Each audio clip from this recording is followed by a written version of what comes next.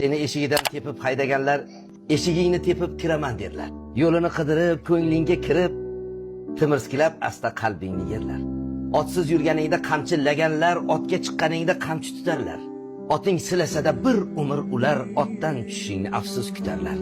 Tishin oqini zinhor ko'rsatmaganlar endi har so'zingdan handon otarlar.